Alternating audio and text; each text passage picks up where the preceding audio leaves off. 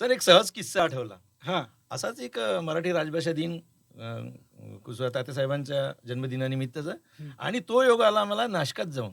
क्या बात है! म्हणजे नाशिकला त्या कार्यक्रमाला मी तिथे होतो हां. आणि निमित्त काय होतं, की प्रत्येक महाविद्यालयामधून एक प्रतिनिधी, हां, असा हां. प्रतिनिधी तिथे बोलावला होता आणि त्यांची स्पर्धा होती कवितांची. अच्छा. हां. आणि माझे मुलीसोबत मी एक पालक म्हणून तिथे गेलो होतो, पण त्या कार्यक्रमाला मला तिथे राहता आलं. सर्व तरुण होते. म्हणजे वाह! जेवढेही स्पर्धक होते हं. ते 25 ते 35च्या दरम्यान होते. हं. आणि त्यांची ती स्पर्धा होती. संपूर्ण स्पर्धा झाली, त्यातून क्रमांक काढले, पण अध्यक्षांनी एक खंत व्यक्त केली सर. हं. ते अध्यक्ष बोलताना म्हणाले, की स्पर्धा खूप सुंदर झाली. डॉक्टर लोकही कविता करू शकतात. हा एक नवीन शोध लागला. हं. पण मला एक खंत व्यक्त करावीशी वाटते इथे. हं. तर लोकं कान टवकारून ऐकायला लागले, की कुठली खंत आहे यांना? ते हं. म्हणाले, "इथं सगळे तरुणाईतले लोकं बसलेले आहेत हं. आणि तात्यासाहेबांच्या प्रेम कविता सुद्धा आहेत. इथे एकानेही प्रेम कविता सादर करू नये.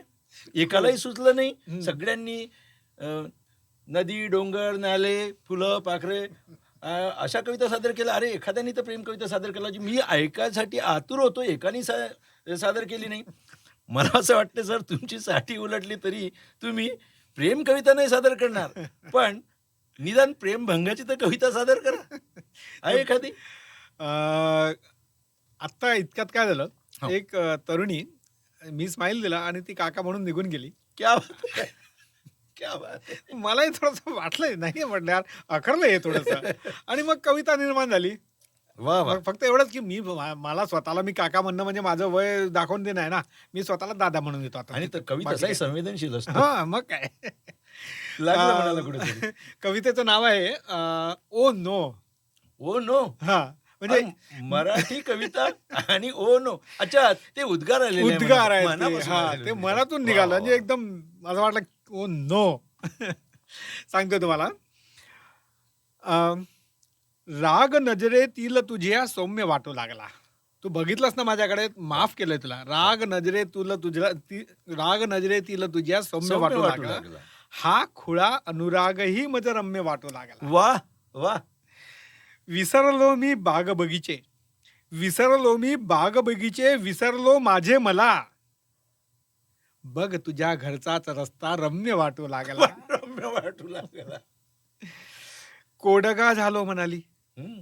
कोडगा झालो म्हणाली तू मला कातावुनी. वाह! कोडगा झालो म्हणाली तू मला कातावुनी, पण तुझा आरोप सुद्धा क्षम्य वाटू क्षम्य लागला. वाटू लागला. कातावून म्हण कशी वाह, म्हण वाह! बोलली ना माझ्याशी. वाह, इनफ. वाह! पारिजाता बोललो मी अंतराया गालीचा. तू माझ्या त्या रस्त्यावरून जायची, पारिजाताचं झाड होतं, म्हटलं बाबा रे जरा फुलं बिलं सांडव, ती जाईल. पारिजाता बोललो मी अंतराया गालीचा, बावळाटो अंगणी सौजन्य वाटू लागला. एवढे वाह, फुलं वाह, त्याने, वाह! म्हणजे माझ्या खूप छान. शब्दाचीच वाट बघत होता खूप की काय छान, कोणास खूप ठाऊक. छान, खूप छान. बावळा तो अंगणी सौजन्य वाटू लागला. बोलताना तू मला दादा म्हणाली वेंधळे, हा तुझा गुन्हा मला अक्षम्य वाटू लागला. अक्षम्य वाटू लागला. क्या बात है! आणि क्या म्हणून बात म्हणतोय ओ क्या नो. हो, नो. आणि शीर्षक अगदी समर्पण. सर, तुमची एक कविता आहे बघा, हां. भन्नाट जगून घ्यावा. भन्नाट. ती मला एकदा कधीतरी लिहिली होती ती सर. कधी पण लिहा, पण ती हां. मला आजच लिहिल्यासारखी वाटते. म्हणजे ती इतकी कधी ताजी आहे. कधी हातून निघून आणि गेली. नकळत तुम्ही जो काही मेसेज देताय लोकांना, तो खरंच म्हणजे माणूस ते भन्नाट म्हटल्या बरोबर आणि भन्नाट खरंच आहे होऊन सर. जातो. जगावं कसं आहे ज्याचं त्यांनी शिकावं. खरंच. रडत की हसत ज्याचं त्यांनी ठरवावं. पाडगावकर साहेबांच्या ओळी आहेत. ज्याचं त्यांनी ठरवावं ना. अगदी बरोबर, अगदी बरोबर. आणि म्हणून त्या आता अर्थात कसं आहे, हे जे मोठे कवी होऊन गेले, तेच आपल्याला कुठेतरी दिशा देतात. त्यातून आपण लिहितो, नाही तर आपल्या हातात काय असतं. खरं आहे. ते अगदी खरं आहे. कुठेतरी आपल्याला क्लू देतात. त्याच्यातून आपण लिहित असतो. तर ठीक आहे, ती कविता शोधतो मी. हां, सापडली. तर अगदी सुगम शब्दात लिहिलेली आहे. खूप कठीण शब्द टाकलेले नाही. की सांभाळताना संसार धुरा, सांभाळताना संसार धुरा, जरा स्वतःकडेही बघून घ्यावं.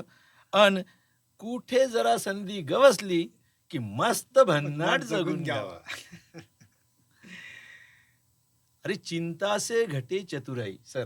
बरोबर, चिंता से घटे चतुराई, कबीराचे बोल आहे. बरोबर. चिंता से घटे चतुराई कबीराचे बोल आहे आणि मिळालेल्या आयुष्याला दोस्त हो सोन्याचं मोल आहे. सोन्याचं मोल आहे. खरंच अगदी बरोबर. आनंदाच्या अमृत पेल्यात दुःख सार कोडून प्यावं आणि जरा कुठे संधी मिळाली की क्या मस्त बात है, भन्नाट क्या जगून बात घ्यावं. है. कमवलेलं हा गमावलेलं हिशेब त्याचा करू नये. हं. गमावलेलं कायम मनात धरू नये. वा. गमावलेलं कायम मनात धरू नये आणि आयुष्याची बेरीज वजा हिशेब त्याचा करू नये. अगदी बरोबर.